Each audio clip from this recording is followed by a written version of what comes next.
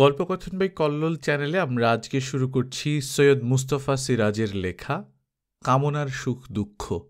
আজ প্রথম পর্ব। সেই একদিন আর আজ, তেমনি ধূলিধূসর রাস্তা, রুক্ষ মাঠ, উন্মাদ ঝাঁঝালো বাতাস আর আকাশের বিশালতার সামনে নিজেকে তুচ্ছ লাগছে। তেমনি ভয়ঙ্কর গ্রীষ্মকাল, যখন জিভ শুকিয়ে খড়ের মতো লাগে, বুকে খিল ধরে যায়, মাথা ঝিমঝিম করতে থাকে, বারবার জল খেলেও গলার জ্বালা একটুও কমে না। সব অবিকল তাই আছে। অন্তত তার মনে হচ্ছিল বাইরে বাইরে সব কিছু সেদিনের মতোই অবিকৃত। সেদিনও এই রাঙামাটির কাঁচা রাস্তাটার দুপাশে ছিল নিশিন্দা গাছের ঝোপঝাড়। দূর মাঠে দাঁড়িয়েছিল ওই বাজ পড়া ন্যাড়া তালগাছটাও। চারপাশের দিগন্তে মিশে থাকা অচেনা গ্রামগুলোর দিকে তাকিয়ে সেদিনও মনে হয়েছিল, তাহলে চারিদিকে মানুষ ভরা পৃথিবীটা এখনো রয়েছে। নির্জনতায় নির্বাসন নয়, সামনে মানুষ আছে। কিন্তু সেদিন সে আজকের মতো একা চলছিল না এই রাস্তায়। ছ্যাঁকড়া গরুর গাড়িটা তাকে বয়ে নিয়ে যেতে পারত, কিন্তু সে পায়ে হেঁটেই যাচ্ছিল পাশে পাশে। গাড়িতে ছিলেন তার বাবা আর মা। উৎকট গরমে মায়ের অসুখটা এই ভয়ঙ্কর মাঠের মাঝামাঝি এসে হঠাৎ খুব বেড়ে গিয়েছিল। বাবা ছইয়ের সামনে কথা বলতে বলতে আসছিলেন। বাবার ওই স্বভাব, কথা বলতে থাকলে বাবা সব কিছু ভুলে যান। তাই পেছনে তার রুগ্না স্ত্রীর দিকে খেয়াল ছিল না। তার ফলে অবশ্য খেয়াল থাকলেও কি কিছু লাভ হতো? মা কি বাঁচতেন? মোটেও না। তার সময় হয়ে এসেছিল, তিনি বুঝতে পারেননি। হয়তো বুঝেছিলেন, তা না হলে আগের দিন বিকেলে যখন সব বাধা ছাদা হচ্ছিল, তিনি স্বামীকে কেন জিজ্ঞেস করেছিলেন যে ওখান থেকে গঙ্গা কত দূর? কেন তিনি তার আগেও অনেকবার স্বামীর আপত্তিতে কান দেননি? আড়াল থেকে সে শুনেছিল মা কেঁদে কেটে বলছেন, কোনোদিন কোনো একটা রাত্রিরও কি আমি তোমার পাশটি ছাড়া শুয়েছি? বলো, কখনো পরস্পর দূরে থেকেছি আমরা? এ আমার ইচ্ছে, মরার সময় তোমার কোলে মাথা রেখে যেন মরতে পারি। ওগো, দোহাই তোমার, এই ইচ্ছেই বাঁধছে তো না। তোমার পায়ে পড়ি, আমাকে রেখে তুমি যেও না। বাবা বিরক্ত হয়েছিলেন। তার আপত্তির যুক্তি ছিল। রাহুলের ফাইনাল পরীক্ষা তখন সামনে। ওই নতুন জায়গায় গেলে পড়াশোনার গোলমাল হবে। শুধু তা নয়, ওই নতুন পাণ্ডব বর্জিত দুর্গম এলাকায় আদতে কোনো হাই স্কুল নেই। কাজেই রাহুলের কি হবে? তুমি গেলে ও থাকবে কোথায়? খাবে কার কাছে? ওর কেরিয়ারটা তুমি মা হয়ে নষ্ট করতে চাও? মা তবু শোনেননি। আজ ভাবতে অবাক লাগে, মায়ের মাথায় সেদিন কি দারুণ জেদ চেপেছিল স্বামীর সঙ্গে থাকার। বাবা ও রাহুল দুজনেই ভেবেছিল অনেকদিন অসুখে ভুগে মায়ের মাথাটা কেমন যেন গোলমাল হয়ে গেছে। গতিক দেখে রাহুল সব মিটিয়ে ফেলল। সে বলেছিল কিচ্ছু অসুবিধা হবে না, সে দিব্যি রাঁধতে পারবে। ও অভ্যাস তো তার আছেই। গরিব সংসারে রাঁধুনি রাখবারও ক্ষমতা নেই। বাবা সামান্য প্রাইমারি শিক্ষক, কাজেই দুবেলা একগুচ্ছের টিউশনি না করলে চলেই না। হয়তো চলত কোনো রকমে, কিন্তু মায়ের অসুখের ওষুধ বিশুধ, রাহুলের পড়ার খরচ, এত সব চালাতে একজন প্রাইমারি শিক্ষকের মাইনেতে কুলোয় না। যাই হোক, শেষ অবধি দেখা গেল জেদটা মায়ের চেয়ে রাহুলেরই বেশি। মা বাবার সঙ্গে চলুন, সে একাই থাকবে। আর তাই শুনে মা ছলছল চোখে তাকে আশীর্বাদ করেছিলেন। বলেছিলেন নিজের পায়ে দাঁড়াবার শিক্ষা পাবে বাবা। যদি মন খারাপ করে মাঝে মাঝে গিয়ে দেখে এসো, ছুটি পেলে উনিও আসবেন। সন্ধ্যার ট্রেনে যাত্রা হবে শুরু। হঠাৎ মা বলেছিলেন, বরং ও আমাদের পৌঁছে দিয়ে আসুক না গো। কি বলো তুমি? জায়গাটা ওর চেনা হবে। তাছাড়া বাকি কথাটা বলেননি মা। তাছাড়া আর কি হবে জানতে চায়নি বাবা আর ছেলে। আজ মনে হচ্ছে কথাটা অনুমান করা উচিত ছিল। আজ মায়ের সেই অনুক্ত কথাটা টের পাচ্ছে রাহুল। মা জানতে পেরেছিলেন হয়তো পথের মাঝেই মরণ এসে হাত ধরে বলবে, চলো। তাই যেমন স্বামীর সঙ্গ ছাড়তে চাননি, তেমনি ছেলেকেও শেষ মুহূর্তে পৌঁছে দিয়ে আসতে বলেছিলেন। এই জায়গাটাতেই কি? বাবা দূরের দিকে তাকাতে তাকাতে বলেছিলেন, কি ভয়ঙ্কর তেপান্তরের মাঠ রে বাবা, মনে হচ্ছে যেন নির্বাসনে চলেছি জনমানুষহীন কোনো দেশে। রাহুল, তুমি কি বলো, মনে হচ্ছে না তোমার? রাহুল তখন কি ভাবছিল মনে পড়ে না আজ। বাবার পরের কথাটা আজও কিন্তু ভোলেনি, কারণ কথাটা ছিল বেশ তাৎপর্যময়। বাবা পরক্ষণেই বলেছিলেন, দেখো, যেখানেই যাও, যত রাগ করে তুমি যত দূরেই যাও, মানুষকে ফেলে কোথাও হয়তো যাওয়া যায় না, আর গেলেও মানুষের উপর রাগটা থাকে না। তখন মানুষকেই মনে হয় একমাত্র আশ্রয়। কোনো গাছ নয়, পাহাড়ের গুহা নয়, মানুষই মানুষের অন্তিম আশ্রয়। তারপর একটুখানি চুপ করে থেকে বলেছিলেন, মানুষের কাছে সারা জীবন অনেক দুঃখ পেয়েছি রাহুল। মানুষ নামটা সময়ে সময়ে আমায় প্রচণ্ড ঘেন্না ধরিয়ে দিয়েছে। মানুষের কাছে প্রবঞ্চনার আঘাতের যন্ত্রণা থেকে বাঁচতে যেই তো আজ দূরে পালিয়ে যাচ্ছি। অথচ রাহুল দেখো যাচ্ছি কোথায়, না মানুষেরই কাছে। বাবা অস্ফুট হেসেছিলেন, ফের বলেছিলেন, অথচ যদি এমন হতো যে এই রাস্তাটার শেষে কোনো জনপদ নেই, তাহলে? এই কথাটাই ভাবছিলাম রাহুল। চারদিকটা দেখো, ধুধু দিগন্ত জোড়া প্রান্তর বললেই চলে। কোথাও জল নেই এই গ্রীষ্মে, কোথাও কেউ নেই। হঠাৎ নিজেকে এখানে দেখে ভয়ে বুক ঢিপঢিপ করে ওঠে। কিন্তু দূরে ওই ধোঁয়াটে গ্রামগুলোর দিকে তাকালে মনে জোর বাড়ে। বুঝতে পারা যায় ওখানে আশ্রয় আছে আমার, কারণ মানুষ আছে। আজ 10 বছর পর সেই একই রাস্তায় হাঁটছে রাহুল। সময়টাও গ্রীষ্ম। সেই দিনের মতো আজও এখানে নিজেকে দেখে সন্ত্রাসে বুক কেঁপে ওঠে। পরক্ষণেই দূরের জনপদরেখা লক্ষ্য করে মনে জোর যায় বেড়ে। আজ সে একা, পায়ে হেঁটে যাচ্ছে। একটা সাইকেল জোগাড় করে নিলেও পারত সে, কিন্তু ফেরাটা অনিশ্চিত বলেই কারো কাছে সাইকেল চেয়ে নেয়নি। ধুলোয় ধুলোয় রাঙা হয়ে গেছে কাবুলি চপ্পল, প্যান্টটাও হাঁটু অবধি রেঙে গেছে। কাঁধে ঝোলা আর হ্যাভারস্যাকটা বুদ্ধি করেই সে চেয়ে এনেছে এক বন্ধুর কাছে। বন্ধুটি বলেছে, বরং তোকে ওটা প্রেজেন্ট করলাম রাহুল। বর্দার 2nd গ্রেড ওয়ারে মিলিটারিতে চাকরি করতেন, সেই আমলের জিনিস, খাঁটি বিলিতি। আজকাল এমন জিনিস আর কোথাও পাবি না। হ্যাভারস্যাকের জল বুঝি শেষ হয়ে এলো। রাঢ় বাংলার এই এলাকাটার ভূপ্রকৃতি এবং পরিবেশ তার জানা। এই গ্রীষ্মের দিনে এদিকে পা বাড়ালে সঙ্গে জল ছাড়া চলে না, সে আগের বারই টের পেয়েছিল। শুধু একটা ব্যাপারে এখন তার ভীষণ কষ্ট হচ্ছে, রোদ। দারুণ ঝাঁঝালো গনগনে রোদ। বাতাস বইছে উদ্দাম হু হু, কিন্তু বাতাসে রোদের তাপ প্রচণ্ড, আর ঘাম হচ্ছে না গায়ে। ফোসকা পড়ছে খোলা জায়গাগুলোয়। গলার চামড়ায় নুন জমে রয়েছে। মাথায় চাপানো ময়লা লুঙ্গিটা আর উত্তাপ থেকে রক্ষা করতে পারছে না। মাঝে মাঝে হঠাৎ তার হৃৎপিণ্ড ধুক ধুক করে উঠছে। সে পৌঁছতে পারবে তো? পথে যদি হঠাৎ তার মায়ের মতো। থমকে দাঁড়াল রাহুল। সে জায়গাটার কত দূরে, যেখানে বাবা কথা বলতে বলতে হঠাৎ ঘুরে তাকিয়ে স্ত্রীকে মৃতা আবিষ্কার করেছিলেন, চেঁচিয়ে উঠেছিলেন, রমা, রমা! রাহুল, তোর মা হয়তো নেই। বোঝা যাচ্ছে না।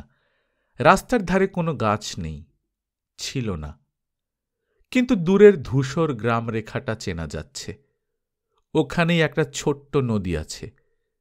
সেই নদীর ধারেই অবশেষে দাহ হয়েছিল মায়ের। গ্রামের লোকগুলো ছিল অন্তজ শ্রেণীর, চাষা ভুষো বাগদি কুনাই, তারা খুবই গরিব। তাদের কাছেই জানা গিয়েছিল পরের গ্রামটাও তাদের মতো ছোটলোক টোটলোক গরিব মানুষের বসতি। রুক্ষ শুকনো পাথুরে মাটি, ফসল ফলে খুব সামান্যই, আর সম্বল বলতে ওই সরু নদীটা। বর্ষার পর 2 মাস তারই দানে ওরা বেঁচে থাকে। বাবু ভদ্রলোক বড়লোকের গ্রাম বলতে ওখান থেকে আর 6 মাইল দূরে সেই ময়না চক।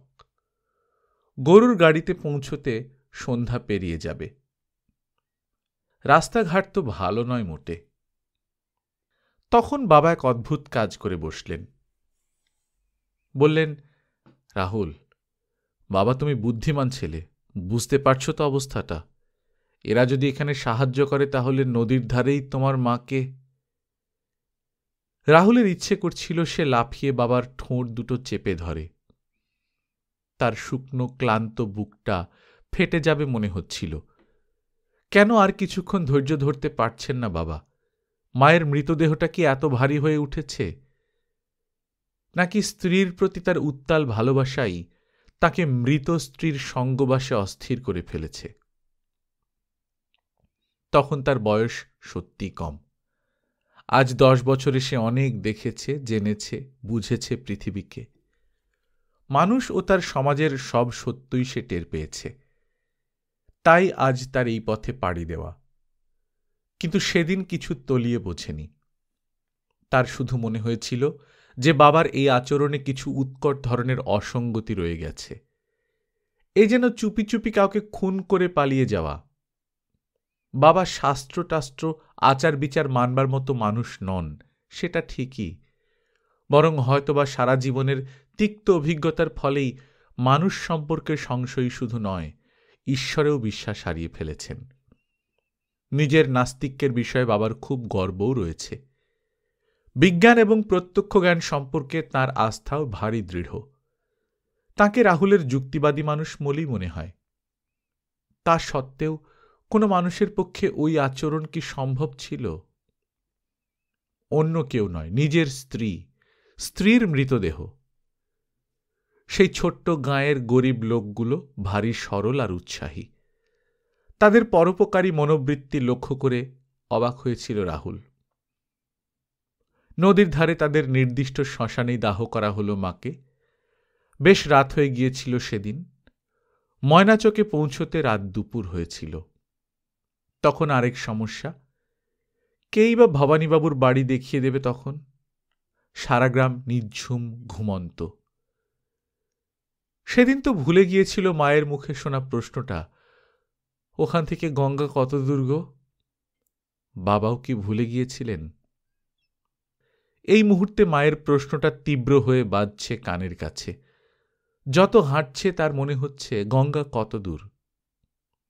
আহ, গ্রীষ্মের দুরন্ত দহন জ্বালায় জ্বলতে জ্বলতে তৃষ্ণার্ত মুমূর্ষু মা হয়তো গঙ্গার কথাটা ভাবছিলেন।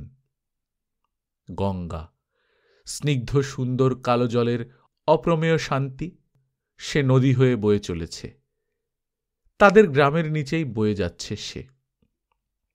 অনন্ত আরাম প্রবাহিনী। তাকে ফেলে স্বামীর সঙ্গে চলে যেতে হয়েছিল মাকে। কেন? তবে এই প্রশ্ন এখন থাক। এই রহস্যের কিছু জানা হয়তো যাবে না, কিন্তু শুধু ভাবতেই হাত দুটো মুঠো হয়ে যাচ্ছে রাহুলের। মা মৃত্যুর মুহূর্তে চেতনা ফুরিয়ে যেতে যেতে হয়তো চোখের সামনে দেখেছিলেন স্বপ্নের মধ্যে শান্তির প্রতিমা প্রবাহিনী গঙ্গাকেই, আর কাকেও নয়, না স্বামীকে, না ছেলেকে। গঙ্গা। হঠাৎ আরেকটা দৃশ্য ভেসে এলো রাহুলের সামনে। ভেসে এলো আরেক গঙ্গা, ময়নাচকের ভবানীবাবুর মেয়ে গঙ্গা। কি আশ্চর্য! গঙ্গার কথা তো তার আসবার সময় মনেও ছিল না। সারা পথও মনে পড়েনি তাকে। সে কি এখনো ওখানে আছে, নাকি অন্য কোথাও গেছে? থাকা তো উচিতই। অল্প বয়সে বিধবা হয়েছে যে, মোটামুটি বড় লোকের ঘরের মেয়ে, যাবে আর কোথায়? ওইসব গ্রামে বিধবা বিয়ের সম্ভাবনাও আশা করা বৃথা। সে ঠিকই আছে। আর এই 10টা বছরের পর সে আরও বড় হয়েছে, আরও বুদ্ধিমতী হয়েছে। সেই চঞ্চল ছটফটে স্বভাবটাও নিশ্চয়ই এখন নেই। রাহুল অনুমান করেছিল তখন তার বয়স বড়জোর 16, তার নিজের বয়সী। এখন তাহলে সে 26। পূর্ণ যুবতী গঙ্গাকে সে দেখে কি আজ খুবই খুশি হবে সেবারের মতো? নিজের মনের মুখোমুখি হল রাহুল। সত্যিকার প্রেম ভালোবাসা, যা পুরুষ ও মেয়ের জীবনে একটা সময় ভারী জরুরি, যা যৌবনের বিশাল অগ্নিকুণ্ডে স্বতঃস্ক্রিয় হাপরের মতো বাতাস যোগায়, তা কি গঙ্গা ও রাহুলের মধ্যে দেখা গিয়েছিল সেদিন? সমবয়সী দুজন কিশোর কিশোরী ছিল তারা। ওই সময়টা মোটেও অনুকূল ছিল না প্রেম ভালোবাসার পক্ষে। অথচ কি একটা ঘটে গিয়েছিল। একটা নিষ্ঠুর টান যেন দুজনকে বারবার কাছাকাছি হতে বাধ্য করেছিল। আর টের পাওয়া যাচ্ছে যে সেটা ছিল নিছক প্রকৃতির ষড়যন্ত্র। সেটা ছিল ভীতু বোকা বোকা আড়ষ্ট যৌনতা মাত্র। সুযোগ যদিও বা ছিল নিরঙ্কুশ, তাকে কেউই চমৎকারভাবে ব্যবহার করতে পারেনি। ঘণ্টার পর ঘণ্টা সেই ঘরে দুজন পাশাপাশি শুয়ে থাকলেও কেউ এসে পড়ার সম্ভাবনা ছিল না। আর টানটা ছিল গঙ্গারই বেশি। সে উত্ত্যক্ত করে মারত রাহুলকে, নখে আঁচড়াত, কামড়াত। রাহুলের মতো ছেলেকেও সে ভয় পাইয়ে দিতে পারত। কিন্তু একটা পাপ বোধ আচ্ছন্ন করে ফেলত রাহুলকে। হ্যাঁ, মাত্র রাহুলকেই। গঙ্গা যেন কিছুরই পরোয়া করে না। বড়লোক বাবার একমাত্র মেয়ে, মা নেই, ছেলেবেলায় মারা গেছে। তার মা মারা যাবার আগেই গঙ্গার বয়স তখন 7, রোগশয্যায় শুয়ে মেয়ের বিয়ে দেখে যেতে চেয়েছিল। কীর্তিচকের উকিল সত্যনারায়ণবাবুর স্ত্রী ছিল গঙ্গার মায়ের সই। একই গাঁয়ের মেয়ে ছিল তারা। ছেলেবেলাতেই এক ঘড়া গঙ্গার জল ছুঁয়ে 2 সই দিব্যি করেছিল যে যদি তাদের ছেলে মেয়ে হয় তাদের বিয়ে দেবে, আর যদি দুজনেরই ছেলে বা মেয়ে হয় তাদের মধ্যে বন্ধুতা থাকবে। গঙ্গাকে বুঝতে পারলে নাকি তার মাকেও বোঝা যায়। জেদি, বেপরোয়া, একরোখা মেয়ে ছিল গঙ্গার মা। আর গঙ্গা ফিক করে হেসে চাপাস্বরে বলেছিল, এই জানো, আমার বাবা স্ত্রৈণ। রাহুল বলেছিল, স্ত্রৈণ মানে? গঙ্গা অবাক, সে কি গো, তুমি স্ত্রৈণ মানে জানো না? তুমি না উঁচু ক্লাসে পড়ো? আমি তো সেই পাঠশালা বাদে আর যা পড়েছি তা বাড়িতে মাস্টারের কাছে। আমি কথাটার মানে জানি, আর তুমি জানো না? রাহুল লজ্জায় পড়ে গিয়েছিল। আর আরেকদিন কি কথায় গঙ্গা হঠাৎ তাকে বলে ফেলেছিল, এই তুমি বড্ড স্ত্রৈণ। তখন থেকে বলছি আমার আজ কিচ্ছু ভালো লাগে না, তবু তুমি সঙ্গ ছাড়ছ না। রাহুল শুধু লজ্জা নয়, রাগে দুঃখে অস্থির হয়ে চলে এসেছিল। গঙ্গা হঠাৎ অকারণে এমনি করে আঘাত করে বসত তাকে। গঙ্গার যেন কোনো দুঃখ নেই, কোনো হতাশা নেই। সে নির্বিকার। সে জানত আর তার বিয়ে হবে না। কোনো পুরুষকে সে এই জীবনে পাশে পাবে না। তবু তার কোনো ভাবনা নেই। 1 মাস মাত্র রাহুল ওখানে ছিল, তারপর তাকে চলে আসতে হয়েছিল। আসবার সময় গঙ্গা তাকে বলেছিল, আবার এসো কিন্তু, আসবে তো? আমার বড্ড খারাপ লাগছে। ছাই, কেন যে তোমার সঙ্গে মিশেছিলুম। আর শোনো, চিঠি টিঠি লিখো না কিন্তু, আমি বিধবা, ঢিঢি পড়ে যাবে চারদিকে। রাহুল বলেছিল, লিখব না। হঠাৎ গঙ্গা তার হাতটা ধরে বলেছিল, তুমি তো কিচ্ছু বলছো না। কি বলবো? আমাকে তোমার কেমন লাগলো শুনি? ভালো না মন্দ, তেতো না মিষ্টি? রাহুল একটু হেসে বলেছিল, বড্ড ঝাল। শুনে গঙ্গার সে কি হাসি! হো মা গো মা, আমি ঝাল? কিসের ঝাল শুনি? ধানি লঙ্কার তো? গলা বুক জ্বালা করছে বুঝি? হাসতে হাসতে ওর চোখে জল এসে গিয়েছিল। একটু পরে তার মুখের রং বদলে যেতে দেখেছিল রাহুল। গঙ্গা বলেছিল, তুমি বড্ড কম কথা বলো। যাগে শোনো, আমি আবার একলা হয়ে গেলুম। আচ্ছা এসো, তোমার দেরি হয়ে যাচ্ছে। সে চলে গিয়েছিল। বাবার নতুন বাসা, একতলা পুরনো ঘরের বারান্দায় উঁকি মেরে রাহুল দেখেছিল গঙ্গা আগাছার জঙ্গলে ভরা ধ্বংসস্তূপের ভেতর দিয়ে হন হন করে চলে যাচ্ছে। বাবা তখন বাইরে ছিলেন, ভবানীবাবুর সঙ্গে মাঠের দিকে বেরিয়েছিলেন। বাবার সময় ছিল না তাকে বিদায় দেবার। বলে গিয়েছিলেন, ঘরের চাবিটা গঙ্গার কাছে রেখে যাস। রাস্তার মাটি কাটার জরিপ আছে কিছু, কাল সন্ধ্যা অবধি শেষ করা যায়নি। আমি চললুম, কেমন? অসুবিধা হবে না তো? গঙ্গাকে চাবিটা দেবে বলেই ডেকেছিল, অথচ গঙ্গা হুট করে চলে গেছে, তাই ফের যেতে হয়েছিল তার কাছে। গঙ্গা নির্বিকার মুখে হাত বাড়িয়ে চাবিটা নিয়েছিল, আর একটিও কথা বলেনি। সে স্থির মৌন দাঁড়িয়ে থেকেছে। তারপর যতদূর গেছে রাহুল, তার মনে হয়েছে গঙ্গা যেন তখনও দাঁড়িয়ে আছে।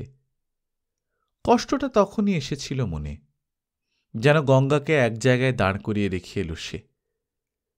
সারা জীবন সে দাঁড়িয়ে রইল অমনি করে। আর এই দুঃখময় অনুভূতি কি প্রেম? কিন্তু তখন সে কিশোর, দেহের তীব্রতাটা নিয়েই সে ছিল ভাবিত, মনের তীব্রতা সে স্পষ্ট টের পায়নি। গঙ্গা তার অপরিণত 16 বছরের শরীরে একটা জ্বালা ধরিয়ে দিয়েছিল। সেই জ্বালা শরীর ঘুরে ঘুরে একদা এক সময় নিভে গেল। মন ছিল আরো দূরে, আগুনের নাগালের বাইরে। মনে একটুও আঁচ লাগেনি। হ্যাভারসেকের ছিপি খুলে ঢকঢক করে জল খেল রাহুল। চোখ দুটো জ্বালা করছে। একটা গগলস থাকলে এত ভালো হতো। সামনে পেছনে দুপাশে শস্যহীন ঢেউ খেলানো ধুধু মাঠ, আগুনে পুড়ে যেন ধোঁয়া বেরোচ্ছে। এত ক্লান্তি, এত কষ্টের বিনিময়ে শুধু কিছু টাকা পাওয়ার আশা আছে বলে এতক্ষণ উৎসাহী ছিল সে। কিন্তু এখন গঙ্গার কথা মনে পড়ে গেলে সে দেখল টাকা পাওয়াটা খুবই তুচ্ছ লাগছে। একটু করে চঞ্চলতা তার মধ্যে জেগে উঠছিল। গঙ্গা আছে, গঙ্গা আজ গিয়ে তাকে দেখবে যুবতী হয়ে উঠেছে, সম্ভবত আরো সুন্দর, আরো মারাত্মক হয়ে উঠেছে সে। কিন্তু এখনো কি সে তেমনি আছে? আর তেমনি উদ্দাম, বেপরোয়া, আর দেহের দিকে অতি সাহসিকা? সে বয়সে নিজের নারীদেহের গুরুতর পরিণতি নিয়ে গঙ্গা একটু উদ্বিগ্ন ছিল না যেন। আজ অবশ্যই তার পক্ষে এটা সম্ভব নয়। আজ নিশ্চয়ই সে জেনেছে যে তার দুরন্ত মনের তৃষ্ণার কাছে ওই দেহটাই ভীষণ বৈরী। নিজের রক্তমাংসের অস্তিত্ব আজ তার সামনে দিক্রোধকারী বিশাল পাহাড়। দুর্গে নিঃসঙ্গ বন্দিনীর মতো তার আজ কালযাপন। গঙ্গার জন্যে আশ্চর্য সমবেদনায় অভিভূত হল রাহুল। তাকে দেখবার চেষ্টা করল। শ্যামবর্ণা, ছিপছিপে অথচ নিটোল শরীর, দুটি টানা উজ্জ্বল চোখ, ডিমালো মুখ। ওর চেহারা দেখে রাহুলের মনে পড়ে যেত ইতিহাস বইতে দেখা অজন্তা গুহাচিত্রের সেই মা ও মেয়ে ভিখারিনীর কথা। গঙ্গার সঙ্গে সেই মায়ের চেহারার আশ্চর্য মিল। রাহুলের রংটা বেশ ফর্সা। গঙ্গা তার হাতে নিজের হাতটা মিশিয়ে বলত, ছ্যা, আমি কি কালো দেখেছ? রাহুল সান্ত্বনা দিয়ে বলত, না, তুমি ঠিক কালো নও তো, উজ্জ্বল শ্যামবর্ণ, ওই রংটাই তো ভালো। আমি যদি তোমার মতো রং পেতুম খুব ভালো লাগতো। গঙ্গা বলতো, যাও, তোমার শুধু মন রাখা কথা। সেই গঙ্গা তাকে কেমন করে ভুলে গিয়েছিল Rahul? Out of sight out of mind কথাটা তাহলে মিথ্যে নয়? কিংবা আসলে সেটাও তুচ্ছ? রাহুলের জীবনের পরবর্তী ঘটনাগুলি এই বিস্মৃতির জন্য দায়ী। কলেজে পড়তে পড়তে হঠাৎ পড়া ছেড়ে দিতে হলো। বাবা আর এলেন না, সেই যে গেলেন। মাঝে মাঝে চিঠি লিখতেন, কিছু টাকা পয়সা পাঠাতেন। রাহুল কোনো চিঠির জবাব দিত, কোনোটার দিত না। সে টের পাচ্ছিল বাবা যেন আস্তে আস্তে অন্য মানুষ হয়ে উঠছেন। একটা আবছা দূরত্বের স্পর্শ অনুভব করত রাহুল। দুঃখ বা অভিমান হয়তো পেত, হয়তো পেত না। ততদিনে তার জীবনেও একটা পরিবর্তন শুরু হয়েছিল। সেই পরিবর্তন একসময় নাটকীয়ভাবে তাকে অন্য চরিত্রের ভূমিকা দিল। এই ভূমিকার সঙ্গে সে এখন একাকার। এর বাইরে নিজের কোনো অস্তিত্বই খুঁজে পেতে কষ্ট হয় মাঝে মাঝে। বহরমপুরে আজ তার একটা তীব্র ধরনের পরিচিতি আছে। কলেজে পড়ার সময় সেই যে নিজের গ্রাম ছেড়ে তাকে এই শহরে যেতে হয়েছিল, তখন থেকে গ্রামের ভিটেটা পোড়ো হয়ে গেছে। বহরমপুরেই বাস করছিল সে। কুখ্যাত নেপাল দাস নেপোগুন্ডার ডান হাত হয়ে উঠেছিল রাহুল। সে এক বিচিত্র উত্তেজনায় ভরা জীবন। আজ রাহুল আর সেই রাহুল নয়, কুখ্যাত রাহুল গুন্ডা। বার দুই ছোটখাটো জেল খেটেছে সে। তার দুর্দান্ত স্বভাব আরও দুর্দান্ত হয়েছে দিনে দিনে। জেল থেকে বেরিয়ে শুনেছিল তার নেপালদা খুন হয়ে গেছে পুলিশের গুলিতে। বন্ধুরা কেউ জেলে, কেউ ফেরার। সে অসহায় হয়ে পড়ল। দাঁড়াবার জায়গা নেই কোথাও। কেউ তাকে আশ্রয় দিতে চাইবে না। অগত্যা গ্রামে ফিরতে চেয়েছিল। একেবারে নিঃস্ব তখন সে। চা খাবার পয়সাও নেই। টাকা পয়সা যা কিছু ছিল তা নেপালদার হাতে। ক্লান্ত শরীরে সে যখন ব্রিজ পেরোচ্ছে, হঠাৎ একটা আশ্চর্য যোগাযোগ ঘটে গেল। একটা জিপ যেতে যেতে থেমেছিল তার পাশে। আইবির বড় কর্তা রাজেনবাবুর সঙ্গে তার পরিচয় ছিল। রাজেনবাবু তাকে ডেকেছিলেন, রাহুল না? ঘটে গেল এই অদ্ভুত যোগাযোগ। রাহুলকে ময়নাচকের পথে পাড়ি দিতে হল। দায়িত্বটা গুরুতর। এর যে কোনো পরিণতি ঘটতে পারে।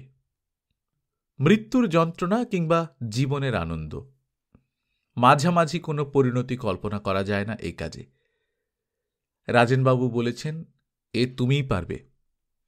কারণ আফটার অল তুমি শিক্ষিত ছেলে, বুদ্ধিমান। তাছাড়া সেবার ঝেন্টুর মাগলিং র্যাকেট ভাঙতে যে সাহায্য তুমি করেছিলে তা আর কারো পক্ষে সম্ভব ছিল না। কাজে এক্ষুনি তৈরি হও। মাইন্ড দ্যাট, কাজ শেষ হলেই তুমি নগদ 5,000 টাকা পেয়ে যাচ্ছ। তখন একটা ছোটখাটো ব্যবসা করে সৎভাবে বাঁচার চেষ্টা করতে পারবে। আমি তোমাকে সাহায্য করব, আই অ্যাসিওর। রাজেনবাবু জানতেন রাহুলের বাবা ময়নাচকে আছেন। রাহুলের সব ইতিহাসই তার নখদর্পণে। কলেজে পড়ার সময় গুন্ডামিতে রাহুল রপ্ত হয়ে গেলে বাবা তার সঙ্গে সব সম্পর্ক ছেদ করেছিলেন। অবশ্য সেটা চিঠিতেই। বাবার কাছে তার কীর্তিকলাপের খবর কে নিয়মিত পৌঁছে দিত কে জানে। এটাও রহস্যময় ব্যাপার। আজ বাবার কাছেই সে আশ্রয় নেবে। নিতে হবে তাকে, কারণ কাজটা কতদিনে শেষ করা যাবে কিছু ঠিক নেই। বাবা তাকে আশ্রয় না দিলে কিন্তু সব প্ল্যান ভেস্তে যাবে।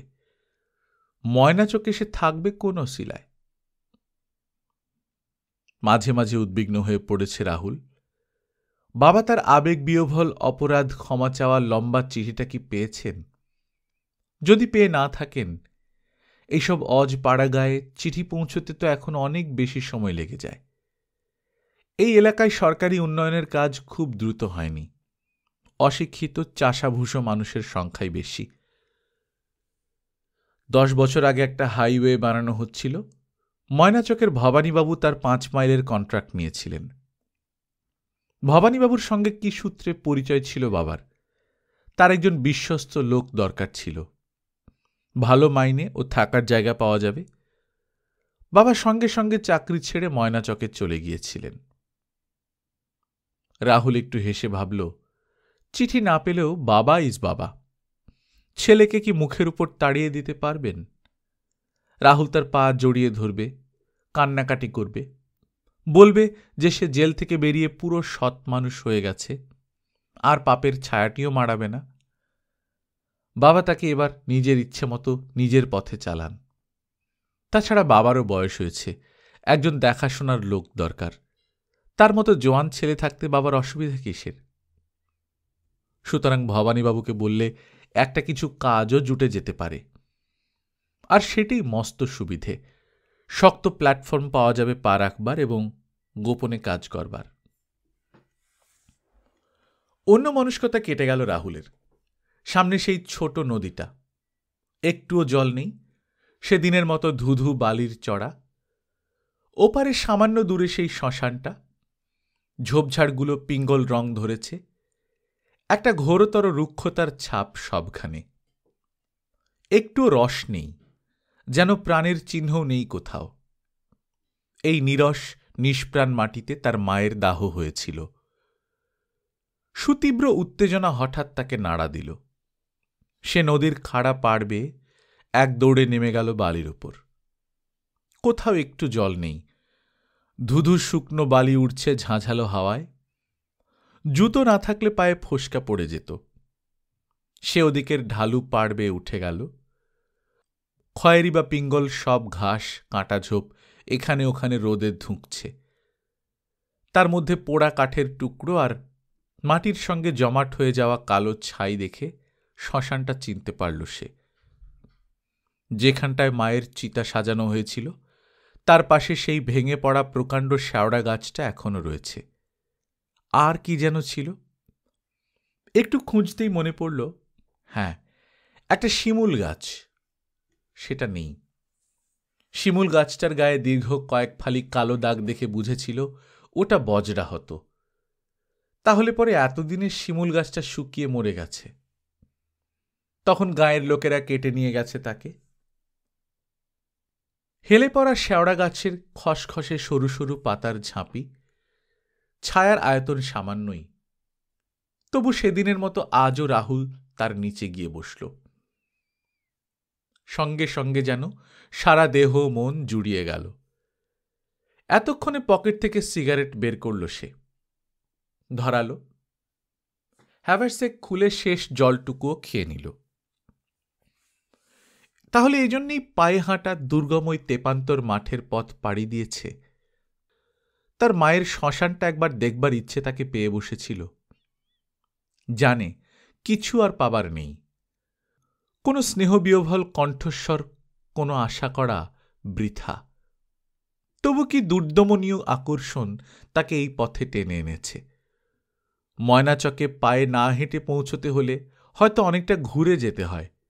ট্রেনে কাটোয়া, কাটোয়া থেকে ছোট লাইনে কিছু দূর, তারপর আজকাল সেই হাইওয়েতে বাস চলছে সারাক্ষণ। কোনো অসুবিধা ছিল না, দিব্যি চোখ বুজে রাজার হালে আসা যেত। তাহলে যেন মায়ের অতৃপ্ত আত্মা তাকে এনেছিল ডেকে এখানে। রাহুলের চোখ ফেটে জল এলো। বাবার প্রতি দুঃখে ঘৃণায় অস্থির হচ্ছিল সে। হয়তো এই দুঃখ ঘৃণা নতুন নয়।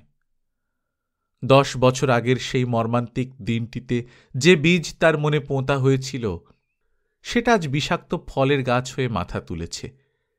সে ঠিক মনে করতে পারছে না বাবার সামনে কিভাবে দাঁড়াবে। বাবাকে সইতে পারবে কতখানি তাও স্পষ্ট নয় নিজের কাছে। তাকে তো মুখোশ পরে থাকতেই হবে, কারণ রাজেন হাজরা তাকে একটা মুখোশ দিয়েছে।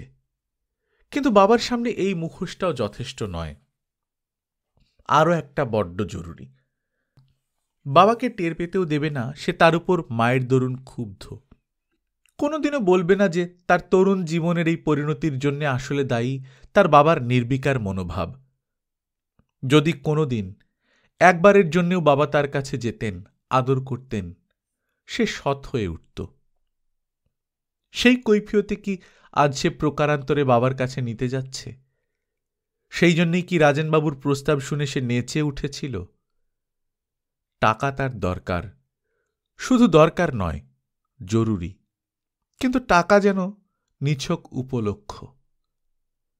মনে মনে মায়ের আত্মার উদ্দেশ্যে সে বলল, শান্তিতে থাকো, আমাকে ক্ষমা করো। আমি তখন ছোট ছিলাম, কিছু বুঝিনি। আজ বুঝতে পারি। একটা নিষ্ঠুর নির্বিকার প্রকৃতির লোকের পাল্লায় পড়ে তোমার মনে কোনোদিন শান্তি ছিল না। এই লোকটা যতখানি ছিল বাক্যবাগীশ, ততখানি আন্তরিকতা তার ছিল না। না, দারিদ্র নয়, তার নির্বিকার আচরণই তোমাকে সারা জীবন কষ্ট দিয়েছে। আজ আমার সব মনে পড়ছে মা। স্পষ্ট হয়ে ভেসে উঠেছে ছেলেবেলার সব ঘটনাগুলো। রাতে ঘুমের ভান করে পড়ে থাকতুম, আর তোমাদের সেই তেঁতো বিচ্ছিরি বচনগুলো শুনতুম। তোমরা টের পেতে না। পরস্পর সন্দেহের বিষে তোমরা জ্বলে পুড়ে মরতে, পরস্পরকে আঘাত করতে, কিন্তু আমার সামনে দিব্যি চমৎকার মুখোশ পরে কাটাতে। আমি সব জানি। বাবার সঙ্গে মায়ের বয়সের তফাৎ ছিল অনেক, 15-16 বছর কিংবা তারও বেশি। মায়ের মুখেই শুনেছে সে। আজ সে বুঝতে পারে ওদের মধ্যে এই বয়সের অসামান্য পার্থক্যটাও হয়তো গুরুতর কাজ করেছে। কিন্তু মা তো খুব শান্ত সহজ মনের মানুষ ছিলেন, সামঞ্জস্য করে নিতে জানতেন নানা ব্যাপারে। শুধু বাবা বড় জটিল, সন্দিগ্ধ আর হিংস্র প্রকৃতির মানুষ যেন। পাড়ার মানুষ শরীদ কাকার সঙ্গে মায়ের একটু মেলামেশা ছিল, সে নিয়ে এক রাত্রে হঠাৎ কোথায় গুড়গুড় করে চাপা শব্দ হল। চমকে উঠে রাহুল দেখল বাতাস কখন থেমে গেছে। বিশাল আদিগন্ত মাঠের ওপর খসখসে ধূসর একটা ছায়া পড়েছে। পশ্চিমের আকাশটা চাপ চাপ মেঘে ঢেকে যাচ্ছে। সে মেঘের রূপ ভয়ঙ্কর, কোথাও কালো কোথাও রক্তিম, দীর্ঘ বিস্তৃত একটা রুদ্র ব্যাপকতা ক্রুদ্ধ জন্তুর মতো ফুঁসছে। কালবৈশাখী আসছে। কিছুক্ষণ বসে থাকতে থাকতে এসে পড়ল সেই ভয়ঙ্কর। যেন লক্ষ লক্ষ বুনো মোষের পাল গাঁক গাঁক করে দৌড়ে চলল পশ্চিম থেকে পূর্ব। পৃথিবী কাঁপতে লাগল তাদের খুরের আঘাতে। ধারালো শিঙে উপড়ে যেতে থাকল গাছপালা। টলতে টলতে দৌড়চ্ছিল সে। আঁধির আড়ালে সেই ছোট্ট গ্রামটা লক্ষ্য করা গেল না। রাহুল দৌড়চ্ছিল, চোখ খুলতে পারছিল না। তারপরই শুরু হল শিলাবৃষ্টি। মেঘের গর্জন বাড়ল। রাহুল দিশেহারা হয়ে ছুটে যাচ্ছিল। বৃষ্টি বিরল নির্জন মাঠ পেরিয়ে যেতে যেতে তার মনে হল আর পৌঁছনো যাবে না। দিকচিহ্নহীন উত্তাল একটা ধ্বংসের ব্যাপকতায় সে মরিয়া হয়ে বেঁচে থাকবার চেষ্টা করেছিল। তার মনে হচ্ছিল যেভাবেই হোক বেঁচে তাকে থাকতেই হবে। সন্ধে হয়ে গেছে তখন। ভিজে মাটির একটা গন্ধ উঠছে। আকাশে নক্ষত্র ফুটেছে। বছরের প্রথম বৃষ্টির স্বাদে আনন্দিত কীটপতঙ্গের জগতে একটা বিপুল সাড়া পড়ে গেছে। বজ্রাহত গাছ, ভাঙা পাখির বাসা, মরা খ্যাঁকশিয়াল আর দলা পাকানো খড়কুটোর মধ্য দিয়ে হেঁটে যাচ্ছিল সে। একটা আলো আসছিল দূরে। কাছে এলে কয়েকজন লোকের সঙ্গে দেখা হল। রাহুল জিজ্ঞেস করল, ময়নাচক আর কত দূর বলতে পারেন? লোকগুলো আসছিল সেখান থেকেই। ময়নাচকে হাইওয়ের ধারে আজকাল বাজার বসেছে। সে পাড়া গাঁ আর নেই। পয়সাওয়ালা লোকেরা সবাই ওখানে গিয়ে বাড়ি করেছে। ইলেকট্রিকের আলোয় সেজে গুজে ময়নাচক আজ একালের সুন্দরী। সামনের গাছগুলো পেরুলেই দেখতে পাবেন আলোর ঝিকিমিকি। ভবানীবাবুর কথা বলছেন? তিনি মারা গেছেন, তবে তার মেয়ে আছেন, ভালোই আছেন।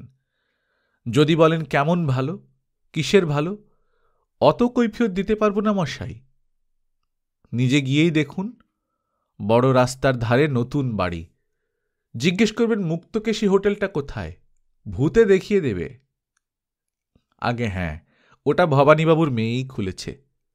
সব রেজিস্ট্রারি অফিস, ব্লক অফিস কত সব রয়েছে কি না, তাই নানা গায়ের লোক ওখানে এসে দিন রাত্রি পড়ে থাকে। পেটটা তাদের যখন আছে তখন একটা সুব্যবস্থাও করা চাই তার। যে জবাব দিচ্ছিল সে বাড়ির জন্যে হয়তো ব্যস্ত, হড়বড় করে বলে যাচ্ছিল কথাগুলো। বহরমপুর থেকে আসছেন, তাই হাঁটাপথ কেন? মশাই, সুপথ দূর ভালো। কার কথা বললেন? ঋষিকেশ বাবু? কেউ হয় নাকি? হয় না? আগে হ্যাঁ, তিনি আর ভবানীবাবুর মেয়ে এক জায়গাতেই থাকেন। থাকবেন না তো যাবেন কোথায়? হ্যাঁ হ্যাঁ হ্যাঁ, আর বলবেন না স্যার, সে এক মজার কাণ্ড। রাহুল এক পা এগিয়ে গিয়ে উত্তেজিতভাবে জিজ্ঞেস করল, কি কি কাণ্ড বলুন তো? লোকটা বলল, ঋষিকেশবাবু এখন নতুন রঙে মজে আছেন, ভবানীবাবুর বিধবা মেয়ের সঙ্গে তার বিয়ে হয়েছে যে। হ্যাঁ। মাথা ঘুরে উঠেছিল। কতক্ষণ পরে রাহুল দেখল সে একা দাঁড়িয়ে আছে রাস্তায়।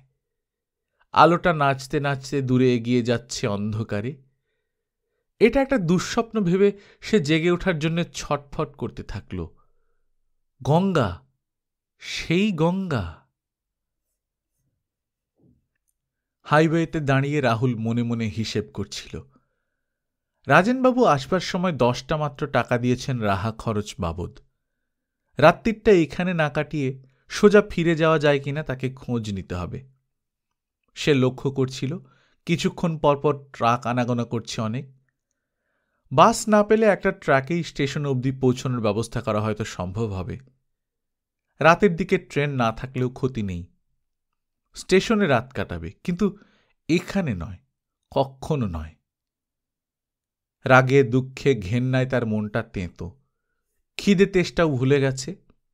ময়নাচোখ তার পায়ের নিচে যেন কাঁটা বিছিয়ে রেখেছে। তাকে পালাতেই হবে এখান থেকে, এক্ষুনি। ফিরে গিয়ে রাজেনবাবুকে বলবে, ও আমার দ্বারা হবে না স্যার। কারণস্বরূপ বানিয়ে কিছু বলবে সে। তারপর রাহুলের শরীরটা শক্ত হয়ে উঠল। হঠাৎ তার মনে হল যে অন্ধকারের মধ্যে এতকাল সে বাস করেছিল, সেই অন্ধকারটা ফের তার সামনে এসে দাঁড়াচ্ছে। নেপালদা, হিরু, খোকা, মনা, সকল অন্ধকারের সহচর তাকে তার মধ্য থেকে হাতছানি দিচ্ছে। পলকে পলকে নিজের ভেতর সে অন্ধকারের স্বাদ স্মৃতির ঘর ভেঙে বেরিয়ে এলো। ব্যাগের ভেতর হাত ভরে অটোমেটিক রিভলভারটা আছে কিনা দেখে নিল সে। এই যন্ত্রটা তার ব্যাগের ভেতর একটা মোজার প্যাকেটে মোড়ক বাঁধা অবস্থায় রাখা ছিল। জেলে যাবার কিছুদিন আগে, যেদিন সন্ধ্যায় পুলিশের হাতে ধরা পড়েছিল, সেদিন বিকেলে পানওয়ালা ভুজুদার কাছে জিম্মা দিয়েছিল ভাগ্যিস। বুড়ো মানুষ ভুজুদা সেটা খুলেও দেখেনি, অবিকল সেই অবস্থায় ফিরিয়ে দিয়েছে গতকাল। 30টা কার্তুজ ছিল, একটাও খোয়া যায়নি। কিন্তু কাজে লাগবে কিনা কে জানে। পুরনো তো হয়ে গেছে বটেই, তার উপর সদ্য জল ঝড়ে ভিজে যায়নি তো। পরীক্ষা করার জন্য তার মনটা চনমন করে উঠল। এখন আফসোস লাগে, সেই বিশাল নির্জন মাঠে চমৎকার সুযোগ পাওয়া যেত। কিন্তু আশ্চর্য, একবারও এটার কথা তার মনে ছিল না। সারা পথ তার মনটা জুড়ে ছিলেন মা আর বাবা, তারপর গঙ্গা।